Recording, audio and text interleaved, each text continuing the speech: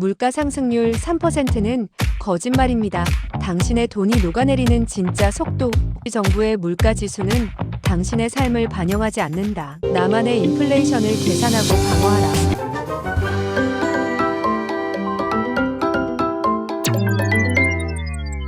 여러분, 최근에 마트 가서 장보고 계산대 앞에 섰을 때 영수증 보고 헛웃음 나온 적 없으신가요? 아니, 산 것도 없는데 10만 원이야? 분명 뉴스에서는 물가 상승률이 3%대로 안정되었다고 떠들어대는데 왜 내 통장은 스치기만 해도 로그아웃 될까요? 왜 월급은 올랐는데 살림살이는 더 팍팍해질까요? 혹시 내가 과소비를 했나?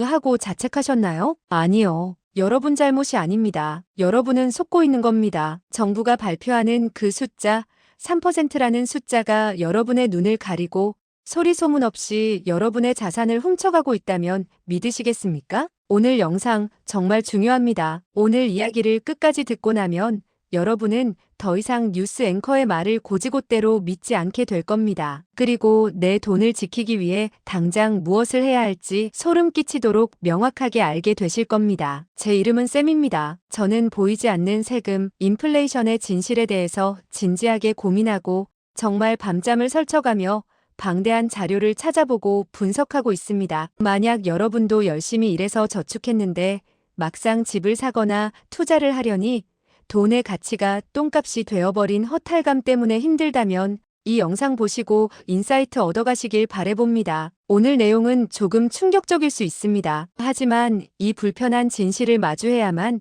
여러분은 자본주의라는 정글에서 살아남을 수 있습니다. 3%의 함정. 정부는 왜 거짓말을 하는가? 치킨값은 2배가 됐는데 물가는 3%라고요?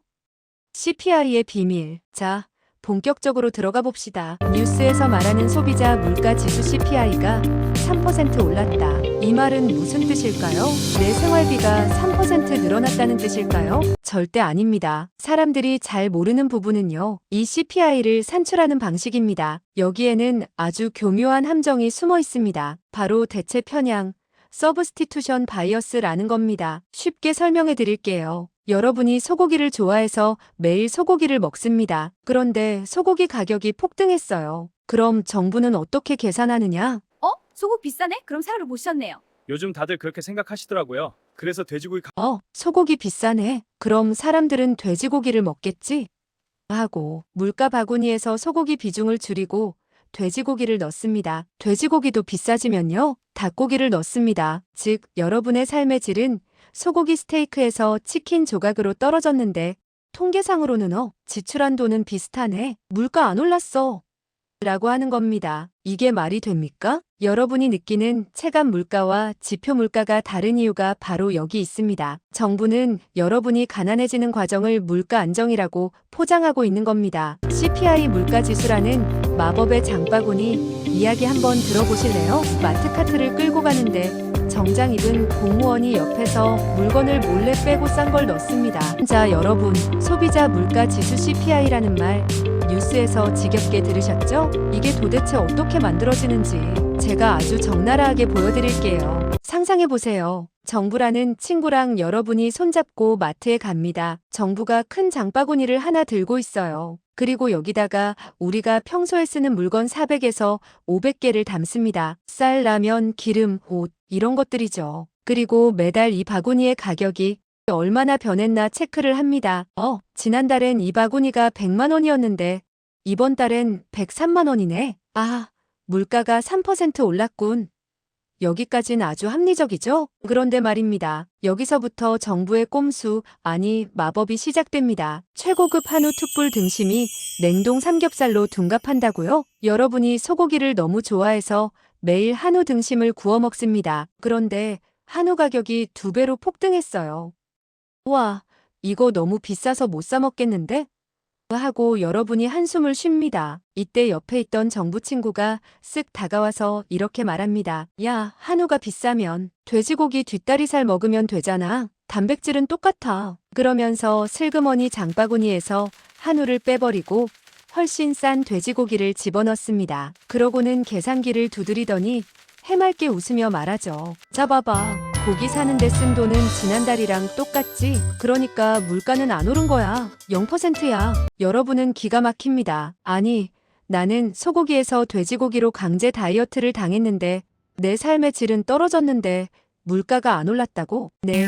정부는 이걸 전문 용어로 대체 효과 서브스티투션 이펙트라고 부릅니다. 아주 그럴싸한 말로 포장했지만 쉽게 말해 비싸지면 싼 거 쓰면 되니까 물가 안 오른 걸로 칠게라는 겁니다. 최신형 스마트폰과 구형 폴더폰 비교 하나 더 볼까요? 이번엔 스마트폰입니다. 작년에 100만 원 하던 폰이 올해 신형이 나와서 또 100만 원입니다. 가격은 그대로죠? 그런데 정부는 이렇게 계산합니다.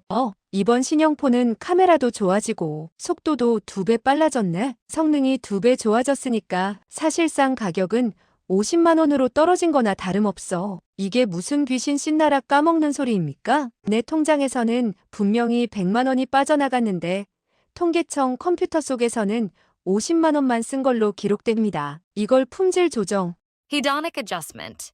라고 합니다. 자, 정리해봅시다. 소고기 대신 닭고기 먹으라고 강요하고 스마트폰 성능 좋아졌으니 가격 내린 셈 치고 이런 식으로 요리조리 계산된 숫자가 바로 여러분이 뉴스에서 보는 물가 상승률 3%입니다. 그러니 여러분이 마트 가서 영수증 보고 아니 뉴스에선 3%라며 왜 내장 바구니는 30%가 올랐지? 하고 화가 나는 건 당연한 겁니다. 여러분의 감각이 틀린 게 아닙니다. 이 마법의 장바구니 계산법이 여러분의 현실을 반영하지 못하고 있을 뿐입니다. 자장면과 아파트의 괴리자산 인플레이션. 더 흥미로운 점은요.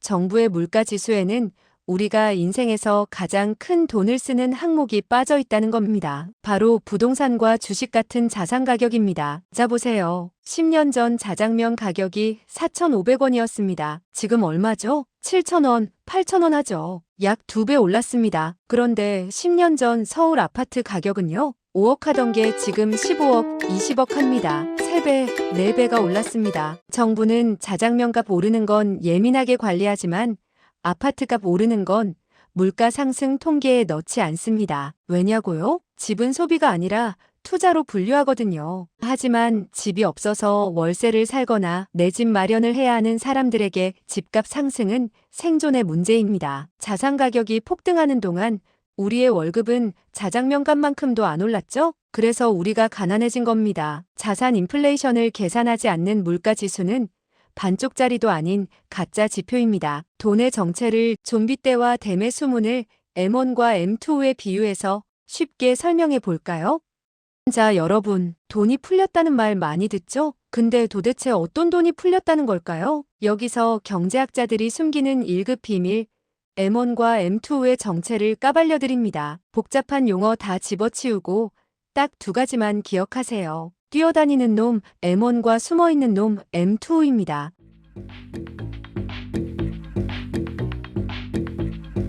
먼저 M1은요, 협의통화입니다. 이건 지금 당장 쓸 수 있는 현찰입니다. 여러분의 지갑 속에 있는 5만원권 그리고 체크카드에 들어있는 입출금 통장 잔고. 이게 바로 M1입니다. 이 녀석들은 성격이 엄청 급해요. 커피숍 가자마자 결제.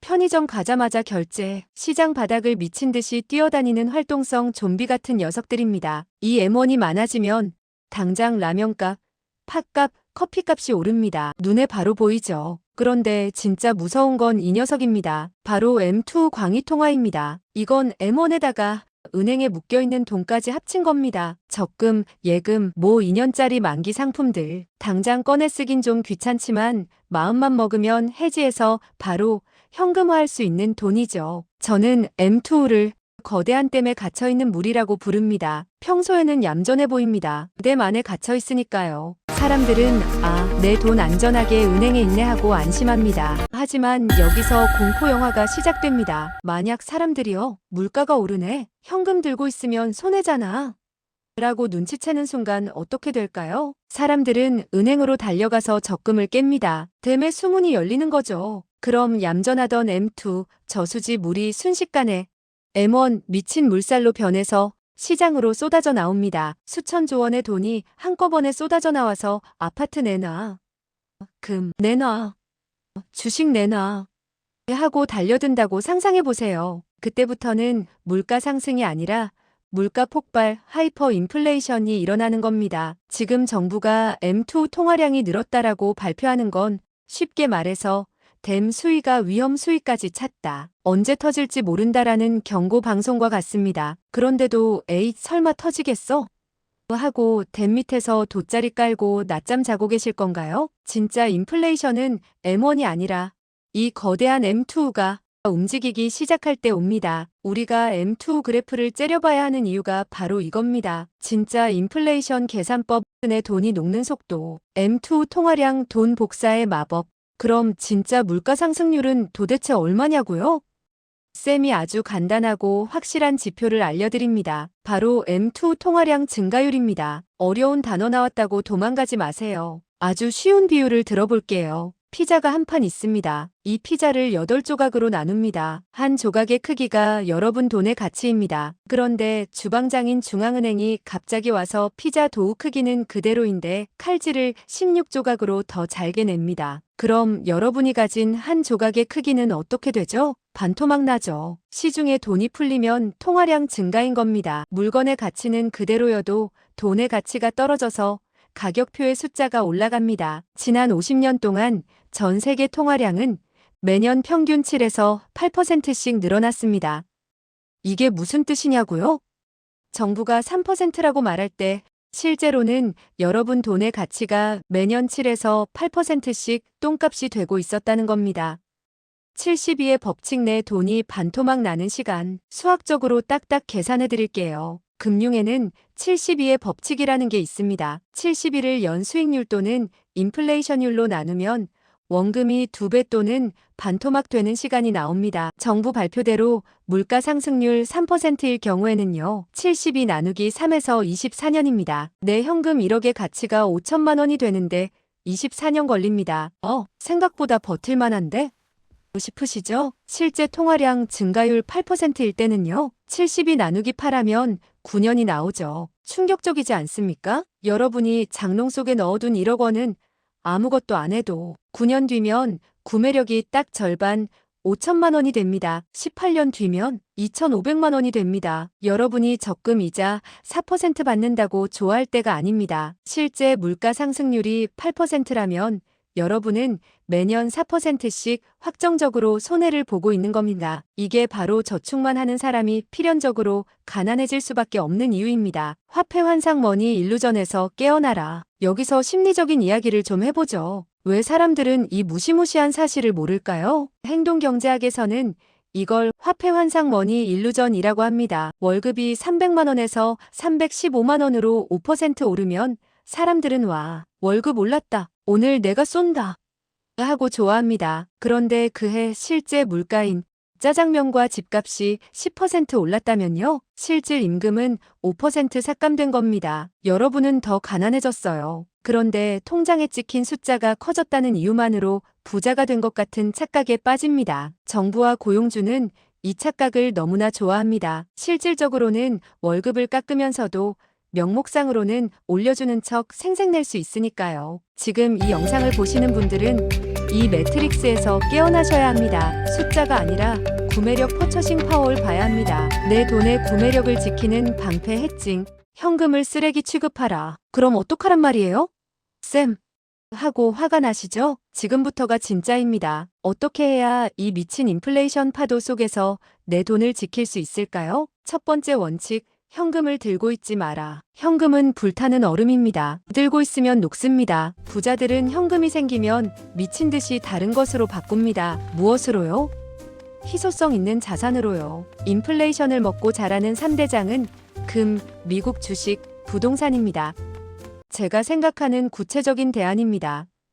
1. 금과 은은 수천 년 동안 검증된 화폐입니다. 로마 시대에 금화 한 잎으로 좋은 토가를 한 벌 샀고 지금도 금 1온스 약 300만 원으로 좋은 정장 한 벌을 삽니다. 금은 수익을 내는 투자가 아닙니다. 돈의 가치 하락을 방어하는 구매력 보존의 끝판왕입니다. 포트폴리오의 10%는 꼭 가져가세요. 이 가격 결정력이 있는 미국 주식, 원자재 가격이 오르면 슬그머니 가격표를 올리는 기업들 있죠? 코카콜라, 애플, 맥도날드. 이들은 인플레이션을 소비자에게 전가합니다. 이런 슈퍼을 기업의 주주가 되어야 합니다. 그러면 인플레이션은 나의 적이 아니라 내 배당금을 올려주는 친구가 됩니다. 3. 좋은 빚을 낀 부동산. 이게 핵심입니다. 대출은 인플레이션의 가장 큰 수혜자입니다.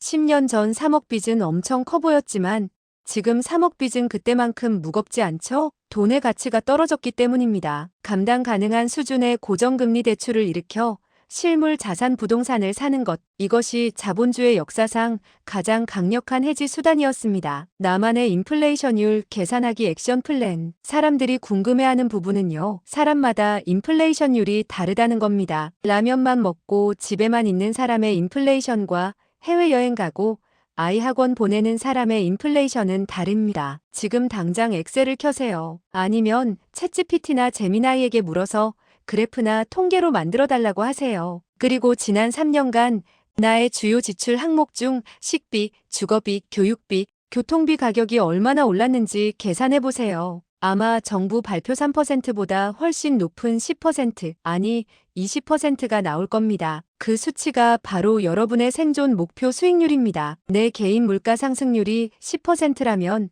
나는 최소한 세후 10% 이상의 수익을 내는 투자를 해야 현상 유지를 하는 겁니다. 그 이하라면 서서히 침몰하는 배에 타고 있는 겁니다. 깨어있는 자만이 살아남는다. 여러분, 인플레이션은 소리 없는 도둑이라고 불립니다. 하지만 저는 다르게 부르겠습니다. 인플레이션은 금융 문맹에게 부과되는 벌금입니다. 정부 탓, 세상 탓만 하고 있기엔 시간이 없습니다. 그들이 물가 잡혔다라고 말할 때 여러분은 비웃어 주셔야 합니다. 아니, 내 짜장면 값은 올랐는데 무슨 소리야?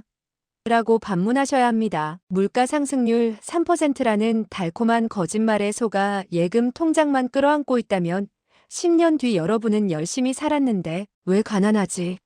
라고 피눈물을 흘리게 될 겁니다. 지금 당장 현금의 비중을 줄이고 실물 자산으로 이동하세요. 숫자가 아닌 구매력을 지키는 공부를 시작하세요. 여러분의 돈이 녹아내리지 않도록 쌤이 계속해서 진실을 알려드리겠습니다. 오늘 영상이 여러분의 잠든 금융 감각을 깨웠다면, 그리고 남들에게 뺏기지 않는 삶을 살고 싶다면 구독과 좋아요, 알림 설정 부탁드립니다. 다음 영상에서는 인플레이션 시대 월급쟁이가 할 수 있는 현실적인 실물, 자산 모으기 전략에 대해 더 구체적으로 다뤄보겠습니다. 지금까지 쌤이었습니다. 감사합니다. 와, 이때는 10,000원으로 편의점 털었는데 지금은 10,000원으로 과자 2봉지면 끝이네. 이게 말이 되냐고 진짜.